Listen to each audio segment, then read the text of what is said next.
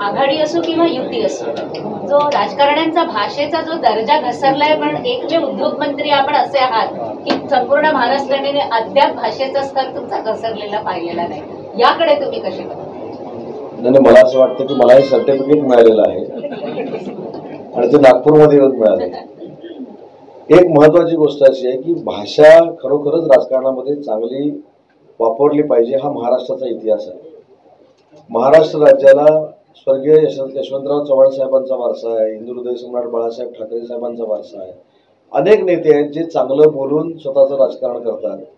Even आम्हाला अभिमान आहे की राज्याचे मुख्यमंत्री एकनाथ शिंदे साहेब असतील, तुमचे विदर्भाचे सुपुत्र माजी मुख्यमंत्री आणि आताचे विद्यमान उपमुख्यमंत्री देवेंद्रजी असतील, यांच्या तोंडामध्ये देखील आम्ही कधीही वाईट, शिवराळ आणि बदनामीकारक भाषा बघितलेली नाही, किंवा अजितदादांकडे पण नाही. परंतु काही लोकांना, आता मी हे जर धाडसानं बोललं तर त्याचा गैरसमज करून घेऊ नका.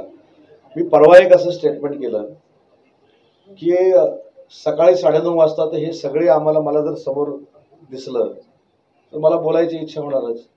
आणि आज बोलल्यानंतर उद्या तुम्ही आलं पाहिजे म्हणून काहीतरी आपण असंबंध बोलायचं, आणि असंबंध बोलल्यानंतर स्वतःचा TRP वाढतो हे काही लोकांना वाटतं, म्हणून काही लोक अतिशय घाणेरडी आणि शिवराळ भाषा वापरतात.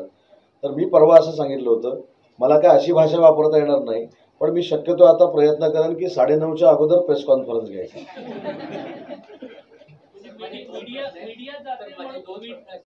तुम्ही म्हणाले की सकाळी 9:30ला कॅमेरे लागले की मग तसं बोलायची इच्छा होते, मग मीडियामुळे संजय राऊत तसं बोलतात असं असतं? बघा, मी असं शब्द बोललो नाही.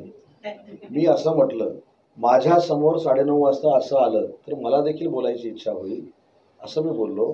त्याच्यामुळे मी असं ठरवलेलं आहे की जे 9:30 वाजता ह्याच्यावर बाकीच्या गोष्टी बोलतात तसं मी बोलू शकत नाही, पण 8:30 वाजता मी त्यांच्या अगोदर पत्रकार परिषद घेणार आहे, म्हणजे माझा TRP वाढेल असं मला वाटतं. आता प्रत्येकाचा स्वभाव आहे ना, तर मी त्यांच्याबद्दल कसं सांगू. त्यांना असं वाटत असेल की त्यांना तसं बोलल्यामुळं लोक ओळखत असतील. आज ताईंनी सांगितलं की तू असं असं बोलतोस, तू असं कधीच बोलला नाहीस म्हणून माझी ओळख झाली. आता त्यांना त्यांची आयडेंटिटी क्रिएट करायची असेल, मला माझी आयडेंटिटी क्रिएट करायची आहे.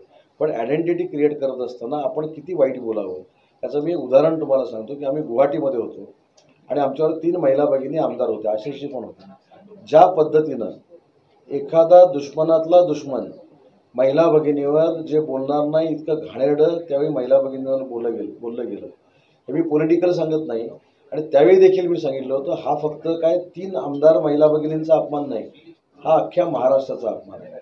जे आरक्षणावर बोलतात त्यांनी मराठा मोर्चे जेव्हा शांततेमध्ये निघाले त्यावेळी काय काढलं होतं व्यंगचित्र हे तुम्हाला माहिती आहे. त्याच्यामुळे ज्याचा स्वभाव असाच आहे तो कसं काय बदलू शकतो.